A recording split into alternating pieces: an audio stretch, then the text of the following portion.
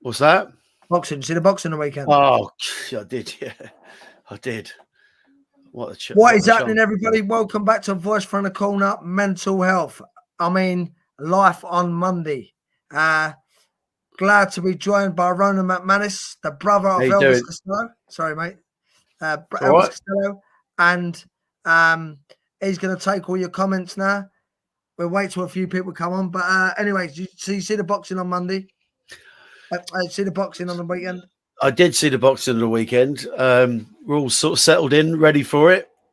Good couple of rounds. It was set up to be a good fight. That wasn't it? Really, it was just unfortunate clash of heads, and that's that. I didn't see the earlier fights. I didn't see. I was out and about, so I didn't see. I was gigging myself, so I just got back in literally in time to watch the main fight. So that's all. I just saw the Josh Warrington fight. I didn't see any of the others. So it was a real shame because I felt like the whole place was rocking, great atmosphere, and great ring walks. It was like just cooking, wasn't it?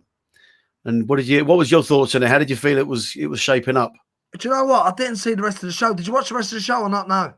I didn't see any of the early fights at all. No. I mean, people said it was a letdown, the show, but I never got to see the show. Right. But yeah, it was. We got 5 on here now. Anybody's got any questions for Ronan? Bang them in the comments, and I'll read them. Say good evening to the Joker there, D. He's got a. Yeah. It's pretty scary. He looks like you. He looks like you, Ronan, with green. He does a lot, just like me when I was in my drinking days. yeah. But yeah. So hopefully people have seen Ronan's podcast. Any questions? A few people on earlier talking about medications and things like that. If you come back on, let us know. So it was. It's really the first real one we've done, and it's definitely got a bit of a, good audience back, but people talking about it and all that sort of stuff. That's it. Yeah, it was. I really enjoyed the chat. It was wicked. Doing that recording with you. It was really great talking about it all, and as we said on many a time on the podcast, it was. People can relate to it if it sort of reaches somebody. As you say, neither of us are professionals, but it's about keeping the conversation going, and that's what it's all about. So I always feel it's always a good thing to keep the conversation going, keep talking about it, keep breaking down those taboos. Sad news about Sarah Harding, wasn't it? Oh, terrible. I mean, that's no age at all, is it? And all the report, everything you hear about her. I didn't know much about Girls Aloud. I have to say, it's not, wasn't really my sort of music, but everything you hear about her is she was just such a lovely person and such a driving force within that band and such a shining light within that band. So, and those pop bands, it's a real hard slog, they get worked really hard. They get pushed from pit at the post, from gig to show, to TV shows and photo shoots and press conferences, and it's such a whirlwind when those types of bands are at their height, and you just haven't heard one bad thing about her. Never have done over the years. Ever heard anything bad about her? So such a shame. It's no age at all to go. Is it 39? No age, no age at all. Terrible. I lost my sister for the same thing at 43. Breast cancer. I mean, do you think they make any money, like at that sort of with them bands, or till they go on their own? I think they do. They do these days a bit more than they used to. I think the days of those bands being ripped off completely are gone. But I think there are a lot of people taking a piece of that before it gets to the band. But I say they've certainly got more than, say, like Bros or any of those bands years back got. So many of those bands got ripped off back in the day, and I think there's a lot better these days. When it came around to Girls Aloud, I'd say I think they all did well out of it, and they all get to do other things as well. So they all had, you all have sponsorships and endorsements and business ventures and all that kind of stuff. So it's all sort of, that they do end up making some money out of it. They are, you know, I'd say that it's not like the old days. In the old days, it was terrible. Like, you know, Elvis Presley getting ripped off by Conor Parker left, right, and centre. People, and then that carried on through to the, you know, through the 80s, and I'm sure the bands, some of the bands in the early 90s. But I think it's a lot better these days. Yeah, yeah. There we go. There we go. This is Emma Ronan. Evening, Pete. Evening, Ronan. Evening, everyone. How you doing, evening, Emma? Hello, hello. Yeah, we can hear you. We can hear you. We can hear you. Get your messages into Ronan now. Don't get shy. Don't get shy. Come and ask me anything. Not ask anything. Him anything you want. He'll answer anything. Fearless Soul. Hi. Hi, Fearless Soul. Show how fearless you are and give us a question. Don't be scared. So, do you know what I picked up on though, Ronan? I picked up on. Let's see if we've got a question here. 1 second. I just want to ask what I picked up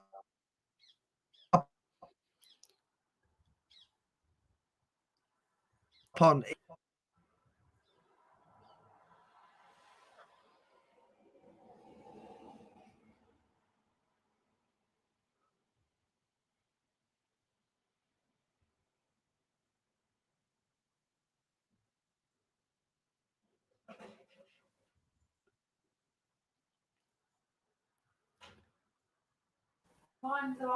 Yeah, we're back. We're back. We both lost each other there. Yeah, I wasn't sure if it was me or you, but I don't know. I don't know if everybody just saw me staring at the screen. Yeah, but I mean, what I was going to say, you know, the end, like I said, thanks to the NHS. But do you think she'd be private or not? I don't know. No, I mean, my wife's an NHS nurse, and many people, if it goes private, so many people won't get healthcare. They won't qualify for private healthcare. There is already private healthcare for people that want to go down that road, and you don't get the care isn't any better, but just the time frame you get seen quicker. And a lot of people like to do it so they feel they can afford it, and they can take the strain of the NHS by paying to go private.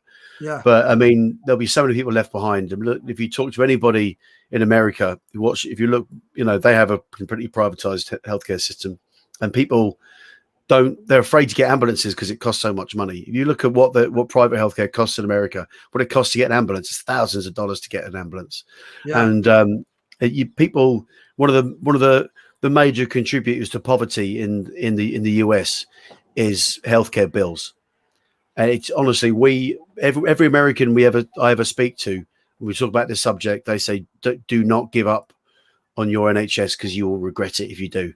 And we have if we get sick, if you can call an ambulance and it's fine, it doesn't cost you anything. Yeah, yeah. And I'd rather pay more tax and have a better healthcare system. Yeah, absolutely. Yeah. I mean, you know, politics aside, it's an amazing thing. And you know, it's just, I just think we're going to really regret it, and I think we're sleepwalking towards it. And I just think it will be right for those that got money and can afford it. That'll be fine.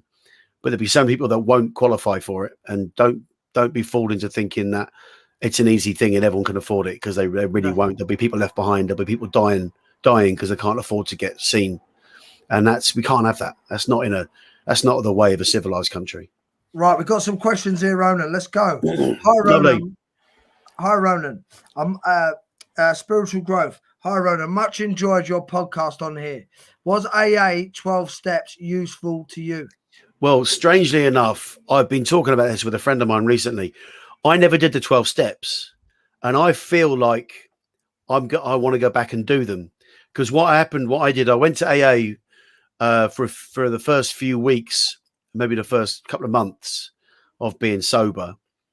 And then I kind of logic kicked in for me, and I was singing better and everything. And it got to the point where I felt like I had a reason to stay sober, and I didn't need to go down that road.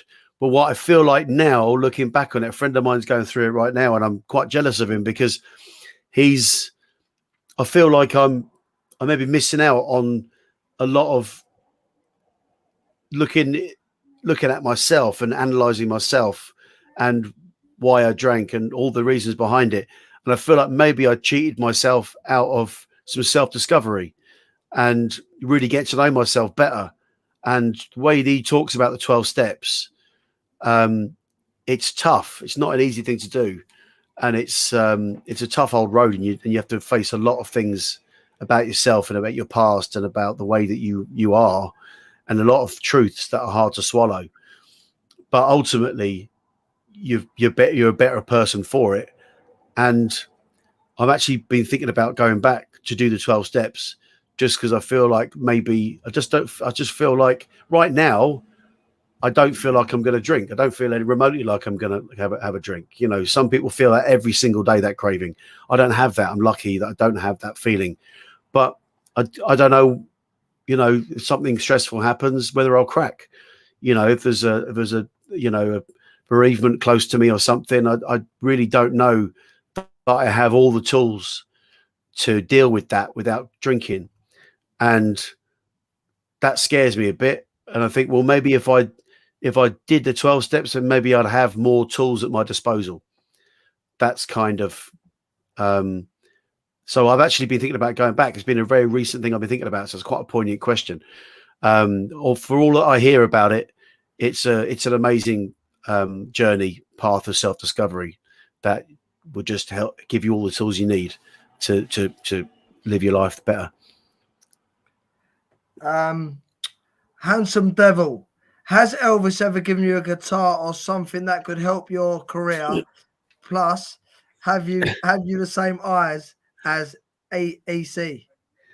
Yeah, we've both got terrible eyesight. That's what you mean. I do wear contact lenses. I do have glasses, but I wear contact lenses just to stop the comparisons too much. We've got the same nose as it is, so although it looks like we're wearing a glasses and nose set and moustache set if we both wear glasses. But this is one of his guitars that I'm not sure that he knows I've still got. But it's a Fender Jag. I think it's 1963, a very, very early Fender Jaguar. Amazing guitar. I don't know if you can see the grain on that, but it's a proper old guitar. So I borrowed that off him. He used to have his all his guitars used to be in Brentford, West London.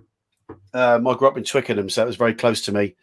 And we used to do our summer jobs, packing CDs in the mail order side of the record label that he owned.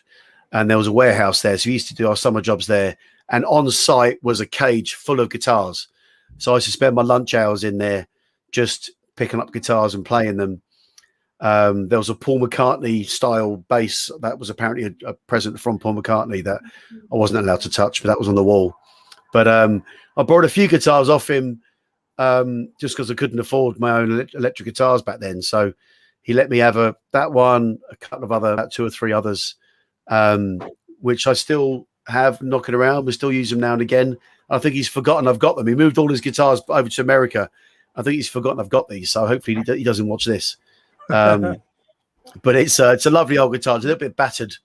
It's definitely been through the wars a little bit. But yeah, no, he's done it. He gives me a lot of advice. And it's been, you know, his first album came out when I was like not even 1. So he's always been famous since I've been alive. And he's always been very, very, you know, available for you know, advice. And he's, you know, I've been on stage with him a few times and he's always given us a helping hand. But yeah, ultimately we have to kind of do it ourselves. And me and my brothers, we're all musical.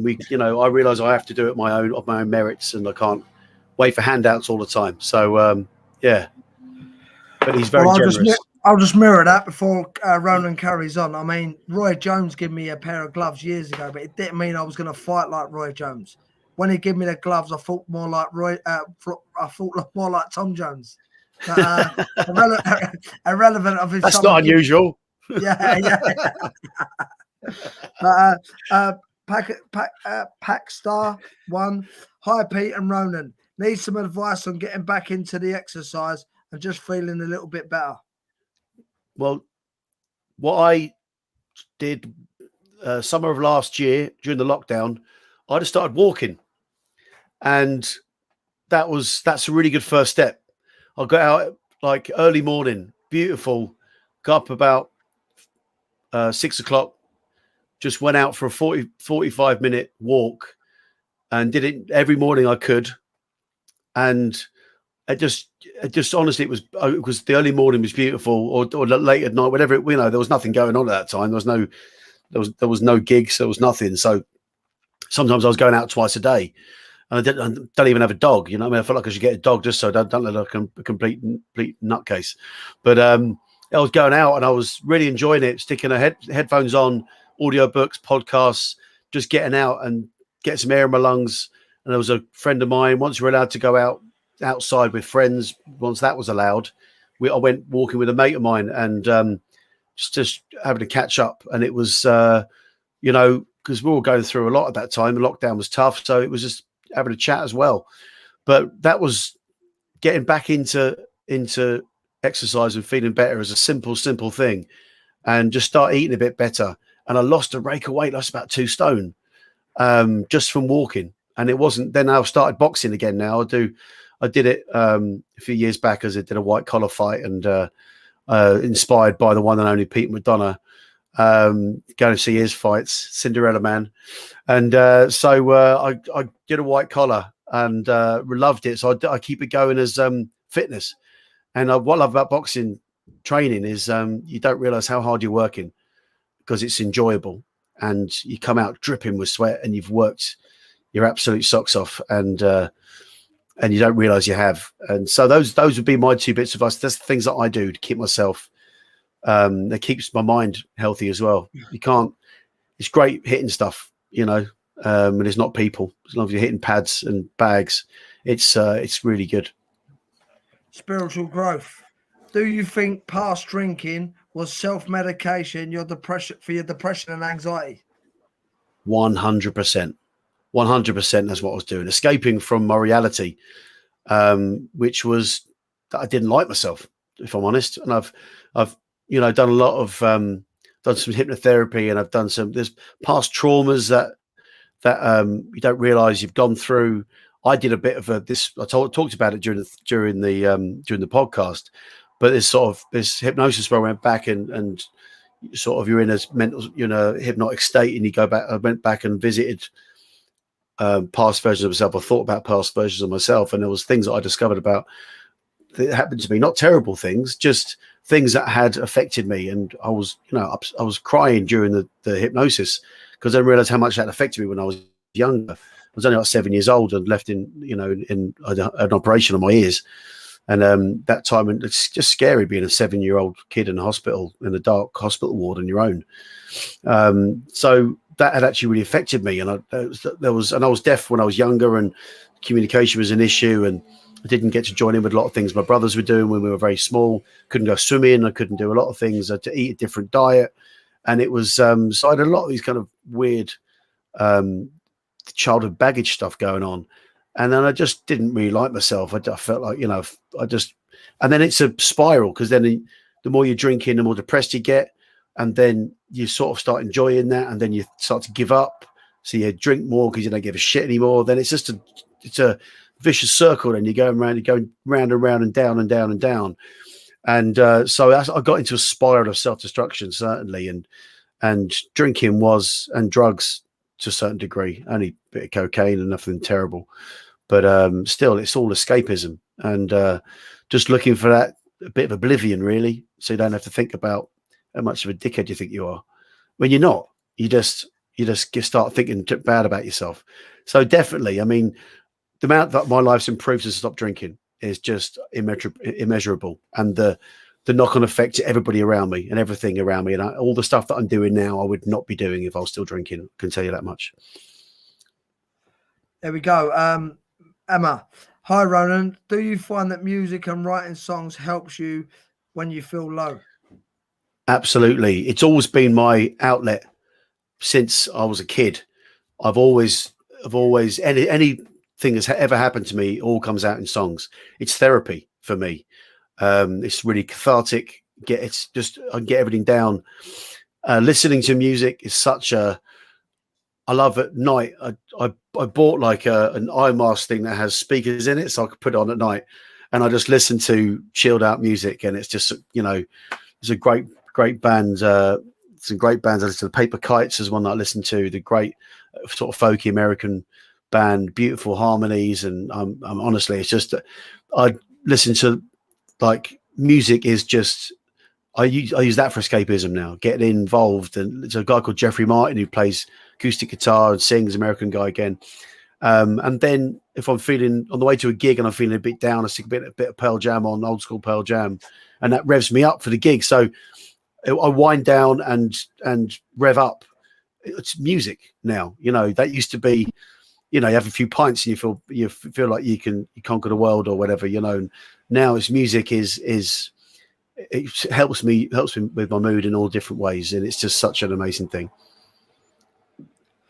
I lost my daughter at 13 days old 3 years ago, Anne-Marie. Oh, so sorry for your loss, Anne-Marie. It's terrible. I mean, thankfully I've never experienced a loss like that, and all power to you. I lost both my parents within 2 weeks of each other, and that was really tough. But it's a kind of a natural order of things, isn't it? And there's a few songs that I've written about people losing kids, and it's such a terrible thing. And I don't know, just all power to you, and send you all the love to you. And how can I get them, Ronan? How can I get them songs? Well, there's a song called "Song for Rashenda," which is on Spotify. Brand New Zeros is the band. That's the album I just released. And there's a song called "One More Time." Song for Rashenda is Brand New Zeros. That's on the last album called Back to Zero. It was just out in July. It's on Spotify and everything. Also, if you go to Ronan Mcmanus on Spotify, you can find my album Strawberry Hill, and there's a song called "One More Time." Also, it's worth searching out the YouTube video for that. I put out an appeal to people who had lost loved ones, and said, if you could just say one thing to them, if you could see them one more time, what would you say? Send a video in with your message on a piece of paper and a picture of your loved one. And I put them together, and I didn't realize how. I mean, the song is a good song, but coupled with that video of pictures, people on their phones sending in, and it's a message to their loved one. And I'm telling you, it's such a powerful video. And I didn't realize how powerful that would be. But it's definitely makes the song a million times better. And these are real people, real feelings. And it's such a powerful thing. And, these are people who had lost brothers, sisters, parents, husbands, wives, kids. It was such a powerful thing, and so many people get so much comfort from that video, because it's just real people with raw emotions. And I've kept in touch with a lot of people. A lot of people on there were friends of mine anyway. The ones that I didn't know, I've got to know, and it just music is such a uniting force. Ronan, Feed a Bear. Ronan, are you a Pink Floyd fan? I like some Pink Floyd songs. I wouldn't say I'm a Pink Floyd fan. I was never a big fan of guitar solos. It was never my thing, really. I much preferred vocals and singers. And a lot of Pink Floyd songs are based around the long guitar solos. It never really appealed to me, that. But they've got some fantastic songs. Another Brick in the Wall. Wish You Were Here. I do all those songs in my set. There's some fantastic songs that they did, but I have to say I know the big songs. I don't delve very deep into Pink Floyd. Maybe I should get into it. Paul Johnson did 8 months dry in 2020. Since been back on it since in 2021. Bad things happening. Looking to dry out again, to be honest. Find once past 2 weeks off it mentally in a good place. Yeah, absolutely. I did 9 months 8 or 9 months, about the same amount of time back in 2012. After I lost my parents, I decided to give up drink forever. Lasted about 8 or 9 months, and then it just fell back into it. And then finally went sober again in 2017. So I can definitely relate to everything you're saying. It's like you start saying, I'll just have a couple of pints here and there, I'll be fine, and I'll be able to control it now because I've had that time off it, and now I understand a little bit more. But you just fall back into it, and those old habits come back out to the surface, and I found myself in a very dark place again. I mean, I originally went off it because I lost my parents, and I thought I needed to have some time to deal with it. Rather than doing the Irish thing that is always the way, which is just to drink through it, and then I just decided, oh, okay, I'm through it, and I can go back to drinking now. I'm fine. And then I spiraled downwards and just started to not give a shit about myself and started to not care, and that's no good. And then when I lost my drummer, back in 2017, he was the Bible Sundays drummer, Carlton Hunt. When he died, I was with him when he died. He was in a coma for a while. Then he slipped away. I happened to be on my ship. We all took shifts with him in the end, so somebody would be with him. Happened to be on my shift, so I held his hand as he passed away. And I was only a month sober the second time, and I decided, I nearly went back on it, and I decided, no, do you know what? I'm gonna stay sober, stay off it, and I'll be much more used to everybody around me. And I was able to speak at his funeral, which I never thought I'd ever be able to do. I felt like it was kind of a bit of redemption for how I'd been around. I was a bit embarrassed how I'd been around my parents' deaths. I drank so much around that time and not really being present, but I was able to be there and be present for this, and felt like I did Carlton proud, and, he deserved it. He was a good guy.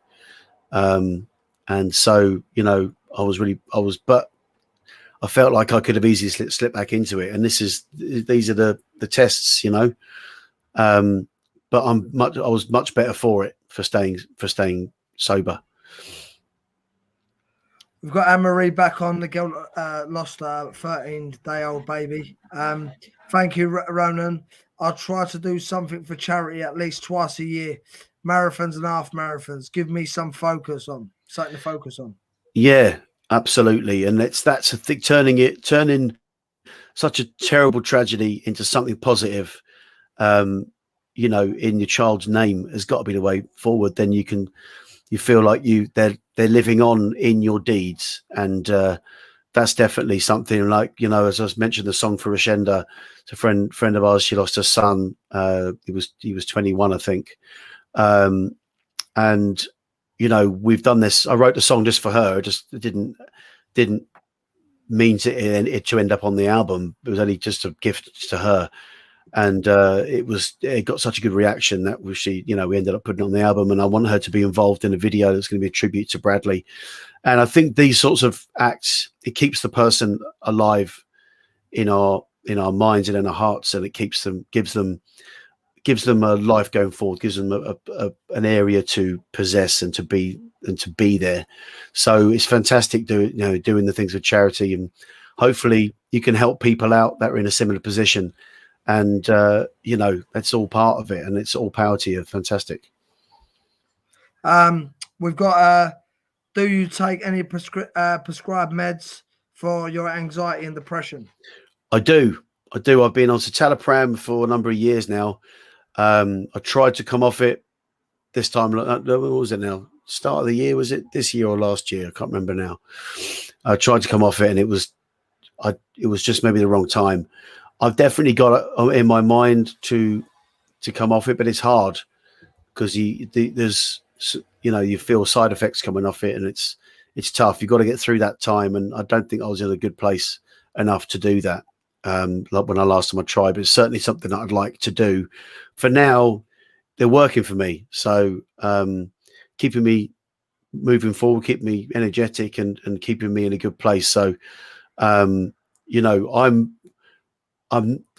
know some people are really anti-meds, and some people, for me, it's whatever works for you. If it's going to help you, just help to stabilize you, and it's going to help to keep you on the straight and narrow. And it's a bit of help at a time that you need it, and some people rely on that. And I would never judge anybody. It's been great for me. Some people have a bad experience with them, but it's been great for me, and it's worked for me and continues to work for me. But it's certainly what I'd like to be medication free at some point. Mental health nights on here mean so much more than boxing. I like me boxing, but this is another level. Glad you got this channel up, Pete.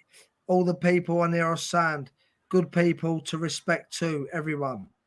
Yeah. Nice one. Yeah. Thank you very much. Yeah. Nice one. Yeah, absolutely. Well, I mean, this is such a great thing you're doing here, Peter, and keeping this conversation going. People can come on and can just, be in a situation, in a place where everybody is talking about it and learning from each other. And this is it. Different people, everyone's experience is slightly different, and it's such a fantastic thing you're doing. And well done, Pete, to you for having this space. Anne-Marie again, the lady that lost a young child. Yeah. Ronan, I'm on the same medication. It helped me 100%. 100%. I do wonder sometimes if I will ever be on it forever. If I'll be on it forever. I think we all think that. We don't. We'd like to think that at some point, we can go medication free, but it's not worth. It's not worth rushing it and forcing it. When you're ready, the time is right. And certainly I won't be doing it without any kind of, I'll be doing it with some help in terms of,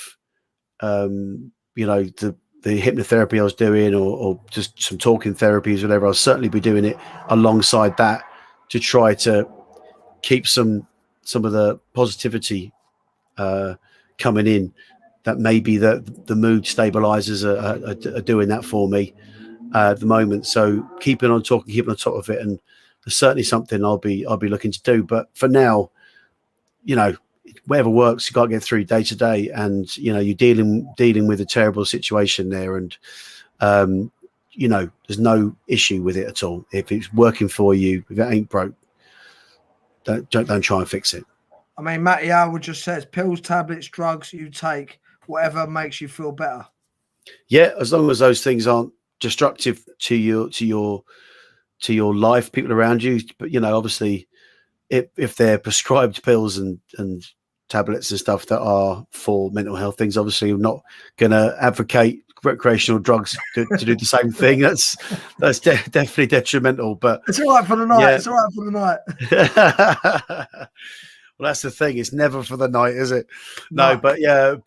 So it's yes. I 100% agree with you. If it's working for you, then it's great. Some people have a negative experience, and that's valid too. Some people find that talking therapies, hypnotherapy, and other things can work just as well for them. But certainly, if it works for you, then go for it. Anne-Marie again. I don't have a substance problem. I've developed a shopping problem.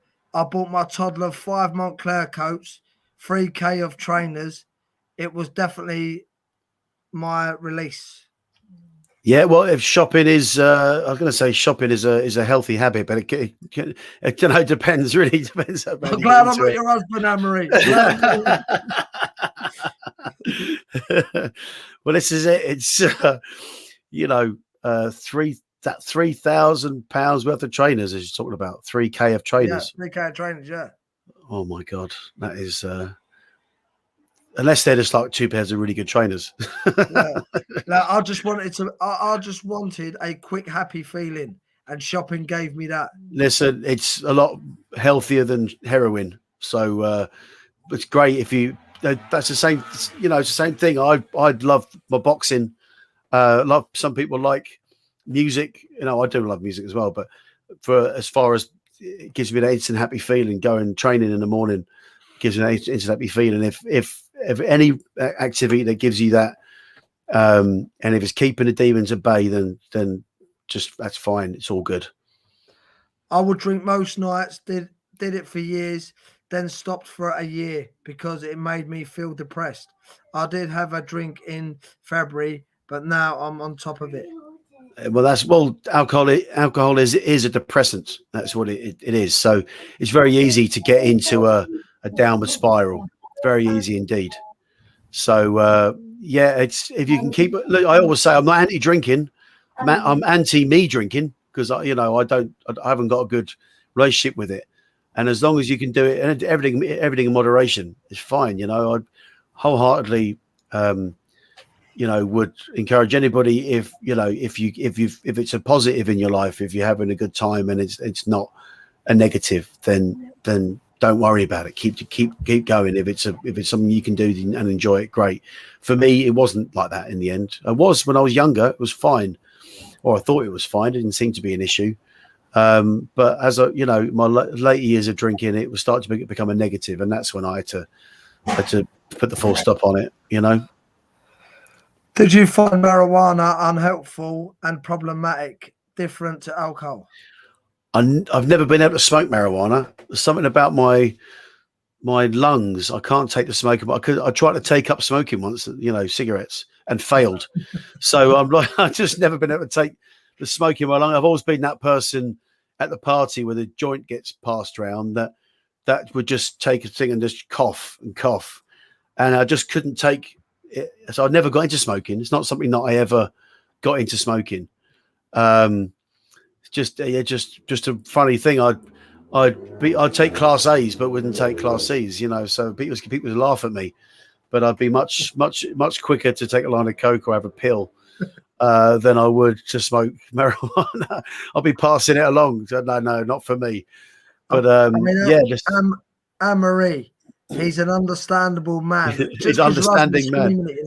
He's an understanding man, apparently. It became a problem. I was hiding the receipts. Then went and got help. Well, right. So that's actually, yeah, okay. So you actually got to the point where it was actually an addiction.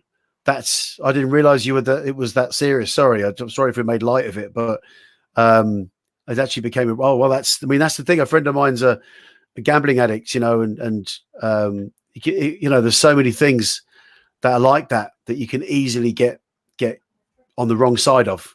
So it's you got some help. That's good. So you can actually, that's the same thing. Like, my mate, he was the gambling addict. That rush of having a gamble, or, the same thing of having a drink, just forgetting things, or having a line or something, or whatever it might be, whatever your thing is. There's a reason why those things are done. The reason why people do that is because there's an escapism, or there's just a kind of a moment of happiness that isn't otherwise there. So, if whatever it is can get detrimental, and you can rack up thousands and thousands of pounds worth of debt, gambling, drugs, shopping, whatever it might be. So apologies if we seem to be making light of what was a serious thing. But yeah. I don't understand what this means. Have you lads ever, what's that? Practice grounding and taking ashwagandha. I don't know what that is. I don't know what that is. If you can explain what that is, I'm all ears. Yeah. It's not ayahuasca, is it? Is it ayahuasca you're saying, mate? It says ashwagandha. Yeah. Well, anyway, me and Ronan might be up for it if it's a good buzz. Yeah. He sounds like a fast bowler. Yeah. It's hard. Sorry. It's the hardest thing to accept, losing a child. I don't even know where to start. Yeah, I wholeheartedly agree with that, and I'm sure that Anne-Marie would join in saying that wouldn't wish that on anybody, and but there are people who go through it and find a way forward in your life, and I'm sure finding people that have been through it as well has got to be a help. But yeah, I can't imagine what it would be like. It's terrible. We've got a Tits McGee knows about it. It's a herb, load of nonsense, does nothing. There we go. Well, there's a lot of stuff that does nothing. It's an Indian natural substance. Mix it in smoothies. Right. Well, listen, if it works for you, it's fine. As long as it's not detrimental to your health or to your bank account, then fine. You know, a lot of people, you know, take all sorts of supplements and find that they work for them. You know, a lot of that stuff's not for me. Some of that stuff is great. When I was younger, I had a lot of homeopathic stuff when I was younger. I have to say, you know, I'm people are very quick to do it down, and I can understand why. But yeah, I don't know. Whatever, if it works for you, I'm not against it. Roman, what we're going to do is I'm going to keep putting them up, let you read them because you're better than me as well. I'm dyslexic. But, do you believe in God or some higher power of some description? I don't know if I believe in God. I brought up Catholic, so the kind of the act of a Catholic upbringing and Catholic education turns a lot of people off religion, and I think I do believe in some kind of higher power, but I don't believe organized religion has it right entirely. So, you know, I do believe we go on somewhere else, but I don't know if any one religion has the right answers. You know, you can't have, I don't know. I don't believe that you have to go to a building every Sunday if you want to go to heaven. I don't believe any of that shite. And I believe that, that, you know, religion can be a negative force in the world at times, and people, it's an excuse a lot of the time for people use for doing bad things because they're sociopaths, psychopaths. But the actual message is, you know, just be nice to everyone, and that seems like a good thing to push. Every religion says the same thing, really. In the, you know, all the other bits they added onto it seems a bit nonsense, but it all comes out of one thing: just don't be a prick. Be kind. You know, be kind. Just be kind. Be caring. Be kind to people, be caring, and show love. And just, this is what all religions teach. And anyone that says that any religion's evil is it's the man-made additions to those religions. You know, the stuff in the Bible is written by people, but there's certainly I think the Catholic upbringing, I brought my kids up Catholic, you know, I think it does give you a sort of a sense of right and wrong that otherwise these days isn't really there in society as readily as it used to. So I feel like it can be, you know, it can be a positive thing as long as you don't get too caught up in the, you know, in the rubbish that comes with it. You know, like God doesn't hate gay people. That's just bullshit. That's just bullshit that people added on. So there's loads of things. No, it's just people hate them gay people. That's what it is. They got their own opinions, haven't they? Exactly. And I feel like there's religions, a lot of that shit is added into religion. It doesn't need to be there. That's people adding that on. Just, you know, just be a nice bloke and treat everyone well, treat everyone with respect. That's all it is. I think everyone's entitled to what they want to be. I mean, I want to be a Buddha. My belly's getting there at the moment. I'm not far off it. Mrs. M, Emma, Mrs. M. There you go, Ronan. I have an addictive personality. Always had issues with that. I made myself a rule where if I don't buy it, then I don't consume it. Eventually, you get used to not having it or have it in moderation. Yeah, I purposely never learned how fruit machines work in pubs, because if I did, I'd be skint in about an hour, about 2 hours flat. So, yes, I think knowing yourself, I think, is a major part of it. So yeah, if you know, I know I've got addictive personality as well, so I have to be careful not to allow myself certain things because I know I'll go mad on it, and I don't gamble very often because I know that that would get out of hand. I just know it would. I know myself. So once you understand that about yourself, you can curtail and you can dodge a lot of bullets, I think. So fair play to you for knowing that about yourself. Trevor Biddle, respect, man. I know what you mean with the weed. And could take other class A. It never did my head in like we did. Respect to everyone on here, sharing their pain. Respect to everyone. Bidsy, West Mids Gyps.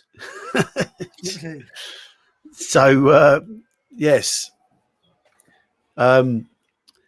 Walking on grass barefoot, natural plant from India in tablet or powder. Right. Okay. As I say, natural substances, if people are into them and they're not detrimental to your health and you're getting something from it, work away, man. It was no harm to anybody. No harm to anybody. I like a Barocca of a morning sometimes, there's no judge me for it. Yeah, Barocca, yeah, they're good. Yeah, Barocca's all right, mate. But rock and roll, mate. That's what it's all about. You know what, though? I don't know where this geezer lives anyway, but barefooted, mate, I wouldn't trust it because there could be glass on the floor or anything. Well, not everyone's from Bermondsey, mate. yeah, true. Where are we? Get that one. There we go. There's one for you. I used to take Charlie drink, and it never made anything better. Just block it for the time I was on the drugs and drink. Yeah, that's it. It's just the come down out the back of it makes it worse than wherever you were escaping. That's what I found. That didn't actually solve anything. It's just an escape. And I feel like what I felt like when I got sober was I was able to, the shit still happened to me. Bad stuff still happens. You're just in a better emotional state to deal with it. And if you go out on a natural way of dealing with things in Ireland and England and Western society is to go and get pissed. If someone dies, you go and get lashed. Or if something bad happens, you have a bad day at work, open a bottle of wine. It's a natural thing we reach for as a society. But actually, you're not dealing with the thing that made you bad, made you feel bad. So sort of feel like it gave me more tools to deal with the crap, because the crap's still going to happen to you. You're not going to be able to stop that. So just put yourself in a position to deal with it better. And that's all I found with it. And drinking drugs would just never solved anything for me, and I was just 10 times worse trying to deal with it the next day. Trying to deal with it was bad enough. Dealing with it with a hangover and a come down off cocaine is 10 times harder. So why make your life harder? You wouldn't do it, would you? I'd say what for the key rings, I'd say so. Everything is habit and routine. Sounds a lot of mental strength to overcome addictions, but it's manageable. You control your mind works for you. Your mind is not always your friend, I have to say that. So that, I know a friend of mine who's going through the 12 steps was saying, there's a little voice still now in the back of his head that says his thing was smoking weed. And he said, little voice in the back of his head was like, when my daughter's grown up and, I'm going to go back to smoking weed. There's a little voice still there telling him, and your little addict in your brain will give you every excuse to go back on it if you let it in. And so sometimes you can't control your mind, but I agree with you saying habit and routine is really great. And your mental strength, but give yourself the tools that you need and give yourself the best possible. I would never have taken cocaine if I wasn't drunk. And that's as simple as that. So what drink did, it broke down my ability to make a rational decision and make a good decision. So then I'd end up making a phone call and getting some cocaine. And it's just because I lost it eroded my ability to make the right decision. And then am I going to make the decision to go home at a decent time? Of course I'm not. I'm going to stay there and keep doing it, because you at that point, all rationale's gone out the window. So it's giving yourself the best possible circumstances to make the best decision you can for your life and the people around you, and your best gives you the best chance of dealing with the shit when it comes your way. I love this one. That's what I think. I believe in this 100%. Whether there is or there ain't, this is what I believe. Yeah, God is you and me and all around us. The chapels are nice to worship in, but God is all around us, with and within us. Absolutely. I mean, yeah, you're right. Chapels are nice to go to. So yeah, absolutely, 100% agree that you don't need to go to a building. I'd much rather go out there and have a walk, and and if you believe that God created the earth and created everything, you're walking around the stuff that He created. So that's better, isn't it? It was man made the church. If you believe in God, then trees and the grass and the sea and all that stuff was not made by men, was it? So you're much closer to Him if you're out and about. That's what I feel. I got to argue with myself. I got to argue with myself every weekend to stay off the coke, and it's never a gram. It ends more. Of course, yeah, exactly. It is a tough one, but it's ultimately what I did is I stopped drinking because that was what led to that. So I gave myself the best chance to make the right decision, because now sober, you'd never make a phone call and get a gram of coke on a Monday night, sitting at home on your own watching EastEnders. You're not going to do that, are you? So but once you've opened that door on your night out, once you've done it once, you've opened that door to the next level of oblivion. It's really hard to just have a drink and then not want to reach that next level of oblivion, because it's a stage up. And I find that's really hard. Once you've, it's a bit like sort of saying, I don't know, trying to think of an equivalent. Once you've driven a faster car, it's hard to go back to driving a slower car. Make it a bit more simple than that. Make it a bit more simple than that. It's like having a nice, warm, hot cup of tea, opening a packet of biscuits. You're going to eat the lot. Yeah, you are. And once you've had chocolate hobnobs, you're never going to go back to custard creams. Once you've had a custard cream, you're not going to go back to a boring old plain biscuit, are you?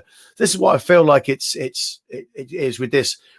So I found if I stopped the drinking, then it stops the drugs and all the stuff that goes with that, and all the bad decisions and all the bad places that leads you, because you end up at stupid parties in people's houses you don't know, and doing in dangerous situations. I did anyway. Found myself making silly decisions. And end up in places I'd never have ended up in a million years had I not been drinking or hanging around with the wrong people. So, sorry, anybody who doesn't believe in a higher power, you should go to Jerusalem. You'll change your mind, in my opinion. I've never been to Jerusalem, but so I'd love to go one day. It'd be great. It's a center point for a lot of different religions. So it would so holy place for a lot of different religions. So I'd quite enjoy that, I think. What do you do instead to keep busy? She said. To keep busy. Well, I'm lucky enough that music and performing music was sort of replaced that, in the way that I found myself better at this thing that I love doing. I rediscovered my love for singing and playing. I mean, I always did it as a job my whole life, but I think at times the real love of singing got lost in the drinking session. I think that's what happened. It became a drinking session, and the gig was just the excuse for being there. I've rediscovered my love for the gigs, and also I rediscovered my love of food, because I'd kind of stopped, and you can probably see it. But I found that I when I was drinking, I'd always have a bit of a hangover, or I'd be feel a bit sick or a bit off, and all those things. I would not enjoy food as much. When I stopped drinking, I enjoyed food. And what I really love is getting in a car after a night out and just being able to drive home. When everyone else is just coming around for taxis, and you're just driving home. And that's those little things, going out and just having a clear head in the morning, waking up early in the morning. That's what I get my real buzz out of, getting up early, which I never did. I get up early and enjoy the mornings, have a cup of coffee, a nice cup of coffee in the morning, and open the back doors, bifold doors out to my garden, and just sit there in the early morning, about 6 or half 6 in the morning, and just enjoy that. So yeah, why did the PC Brigade ban the Pogues Fairy Tale in New York, but not Oliver's Army for saying one less white? It says ginger, but we know what the word is, the N word. Yeah. Actually, strangely enough, my brother has changed the words himself for that line. It was a reference to the Irish people being called white N words. That was a derogatory term for the Irish, so it wasn't about black people, but it's a problematic word these days. So he actually has written and took the opportunity to modernise the song, because the song is about the troubles in Northern Ireland, Oliver's Army, written on a plane home from Belfast. But he took the opportunity to bring a new verse in, replace the problematic word by changing the entire verse, and it's a lot more of a relevant verse to today's world. So they kind of he censored it himself. But there's definitely been, I mean, I remember being asked about that from a friend of mine, a black friend of mine years ago. Why is he using that word? And this was 25 years ago. So it's not just, and I don't believe in phrases like the PC Brigade, because if you're going to be kind to people, going to have, it sounds like it's almost, you're calling them that it's a bad thing that gets changed. These things are good, positive changes. And, if it's going to offend somebody, there's good reasons why the N word is not acceptable these days. And happily, it was originally written to be a shocking statement. And the reason why the Irish were called white N words was for a shocking reason, to prove the bad treatment of Irish people. And so that was why the word was used in the first place. It was not meant to be a comfortable word. But but he censored it himself anyway. Feed the bear. When you stop drinking, you crave sugar. I'm the same, big bars of chocolate non-stop. Absolutely. Absolutely. It's because you get the sugar from the beer. You don't realize how much sugar is in beer. I definitely crave the sugar. So I did develop a bit of a sweet tooth in my sobriety, which is I do highly recommend the Star Bar, the Cadbury Star Bar is one I'd recommend. It's honestly, they're the best ever. Yeah. So I do like a nutty chocolate. So a whole nut or a Star Bar is my thing. It's about as hardcore as it gets for me these days. we've got 4 minutes left, and then Ronan will be leaving us. And we'd like to thank Ronan before he goes. Absolute pleasure. I was going to turn the light on because I'm disappearing, I think, in the dark. Is that too much now? That's right. I'm trying to find where's the light gone here? Let's take the light here. I can find it. Here we go. There we are. That's a bit. Turn that one off. How's that? Yeah, it's a bit too much. Is that too much? That's right. No, perfect. Right. Okay. Good. Right. Yeah. Sorry. My whole family was on the bloody Sunday night. Oh, I missed that one. Non-alcoholic beers. Yes. Do you know what? In pubs, if I'm gigging and I'm with the lads, I'm gigging back to Bible codes now and again. And I do find that a alcohol-free beer, like a Heineken Zero or a Beck's Blue or something, you know what it does? I know there's no alcohol in it, but it does fool my brain a little bit. And that does keep the wolf from the door. And I feel like I'm joining in. That's the worst thing, is feeling like you're missing out. Feel like you're not joining in with your mates anymore. So that's definitely something. I do like an alcohol-free beer. And what I realised is that I still like the taste of a cold beer on a hot day. It's really hard to replace that. It's just such a simple pleasure, but I still enjoy that, and I get that buzz from I still get that pleasure from an alcohol-free beer, as long as it's a good one, not fucking Caliber.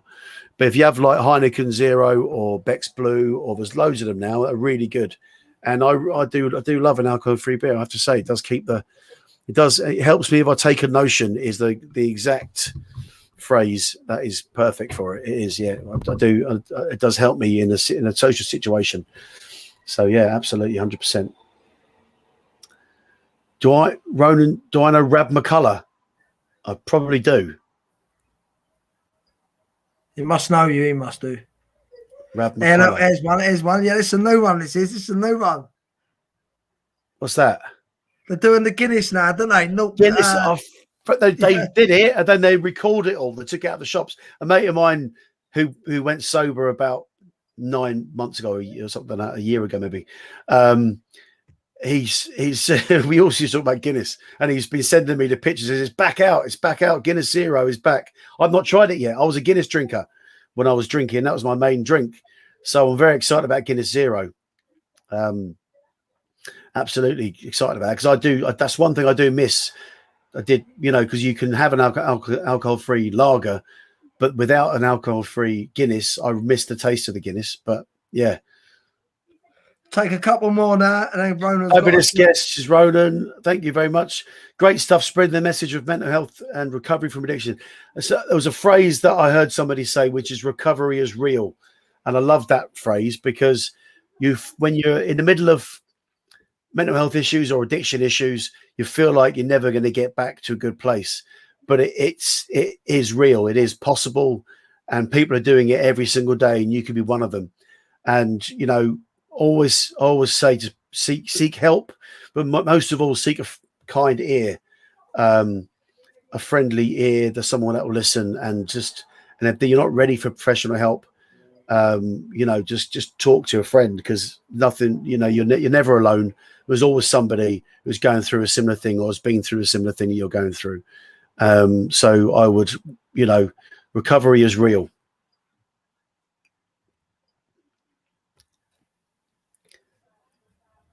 Come on again and do a song next time. I will do. That's Who Loves You? Mickey Loves You. There we go.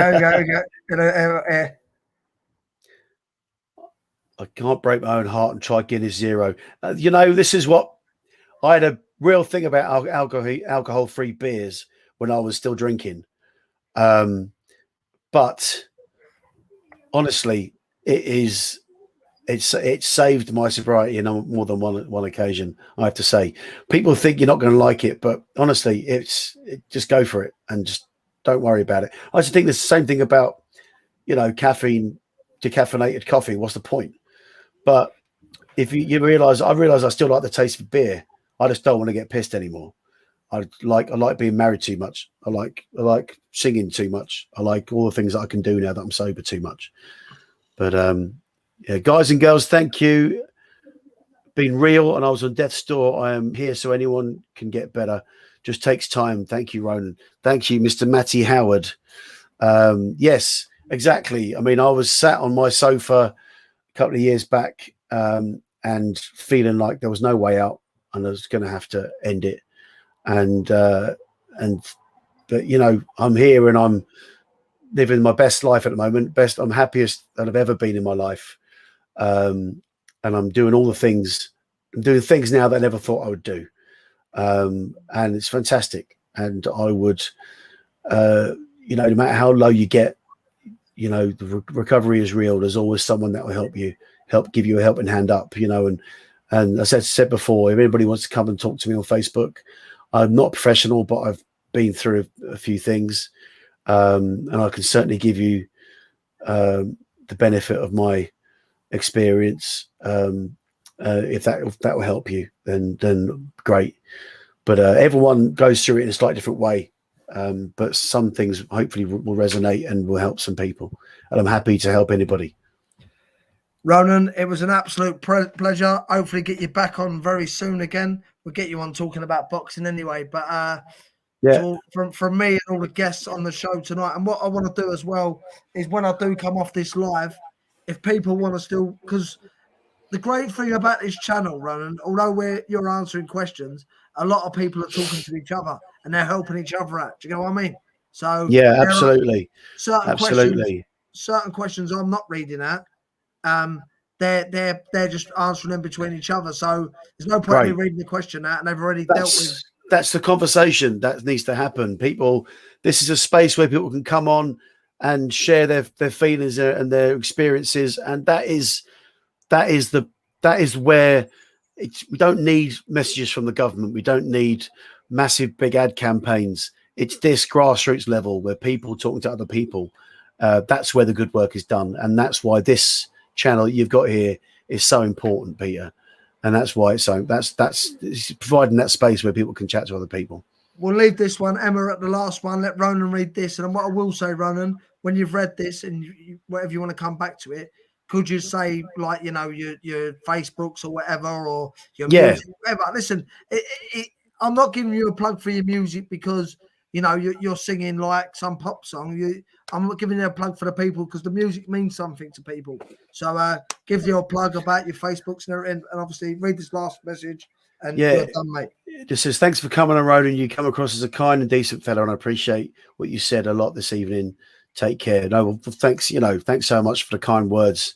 It's been an absolute pleasure coming on. I've absolutely loved it, and I'm always there to answer anybody's questions. I mean, as I say, I'm not the guru, don't have all the answers, but I've got a bit of life experience, and I'm happy to share my experience with anybody that feels like it might help them. And yeah, if you want to listen to my music, you can. There's some. The latest album is by my band, Brand New Zeros. Ronan, can you not post in this? Can you post in there or not? I won't. I might be able to go. Let me have a look. I can't see if I can do it. I don't think I can. I can't at the moment. I don't think I've got. Oh, hang on. There you go. I can. Yeah. So post them in technology. Where do I? No, I can read people's comments. I can't post in it. Doesn't look like. Yeah, you can. Where it says post comment at the bottom. There isn't. I can't get to the bottom. Can I? Hang on. Maybe it's. Let me see if I can do that. Oh God, what am I done now? I'm being a real old man now with this. Yeah, I haven't got post comment at the moment. I haven't got it, but I'll see if I can come on in a minute. But yeah, if you go, just Google Brand New Zeros, and then you can see the latest album called Back to Zero. It's on Spotify and all those things. And there's a lot of there's a song called Can't Do It, which was just a pure anxiety song, which was just about me sat outside a gig in the car and not being able to set a foot outside the car. Just couldn't make that. Just couldn't. It's a mental block, you know, and anybody who's dealt with severe anxiety will understand that feeling. There's a song called I Carry Your Heart in Mine, which is a tribute to our late drummer, Carlton. So that's the last song on the album, which was, we all got given a pin badge by Carlton's wife on the day of his funeral. And it was a blue heart and a red heart in it. And it's a grief thing. And it was called I Carry Your Heart in Mine. And so I took that, and the song's about the funeral day. And so, but there are some happy songs in there too. There's a song called Free as a Bird, which was written on a lovely sunny day. I was looking out to my garden, and I felt like I was sober. I was in a good place for the first time in months and years, and I just felt like I was free as a bird. I felt like I was in a really good place. So there are some happy songs on there and some sad songs, and so that's that. There's Bible Code Sundays was my Irish stuff I did for years. And there's just some great songs about the London Irish people and about Celtic Football Club. We did a lot of stuff for Celtic. I know there was one of the lads here was a Celtic fan because he had Roy Aitken on his Feed the Bear. Feed the Bear goes to every game. Yeah. Well, you might have seen us when we performed on the pitch before Celtic beat Barcelona, but on that European Cup games, years ago, Champions League game. So, yeah, we were on the pitch that day. So, Bible Code Sundays was my old band. Had many a good night up in Glasgow with the Wakes and all the lads up there. Fantastic. Then I've got some solo stuff. Ronan Mcmanus, you can go and find that on there. So. Right. What I'll do, so that's all good. Jack. If we end it here, Ronan goes off air. He will be able to go in the comments because you just get yourself out of the studio, go in the comments, and you can put everything in the comments. Anybody that wants to know about anything about Ronan, he'll whack them in the comments now. It was a pleasure, Lovely. Ronan. Nice. Well, listen, thanks, Peter. Thank you for having this channel, for this channel existing, because it's a fantastic place, and it's been great chatting to everybody here. So thanks for everyone for tuning in. It's been great to field your questions and to hopefully help some people, or at least keep the conversation going if nothing else. So thanks on, guys. People. I'm gonna stay live. Gonna kick Ronan out of the studio, and he's gonna put a few links in. Nice one. Lovely. Nice one. Cheers. So that was Ronan Mcmanus. Great person for advocate for mental health, alcoholism, and just life in general. Hope you've all enjoyed that. I am going to leave you all on here for a while. So Ronan McManus can put a few comments in. And you know what? I was stressed out earlier, but he's made me relax now, Ronan. So I hope you've all enjoyed it. Stay on the live. Keep having banter between each other. I know you've been having banter all night between each other. I'm glad you're all enjoying Monday Mental Health. And if I don't see you, I'll see you through the window. That's the top and bottom of it. But stay on the live. Ronan will be putting up his comments now. Not his comments, his links. Nice one. That's the top and bottom of it.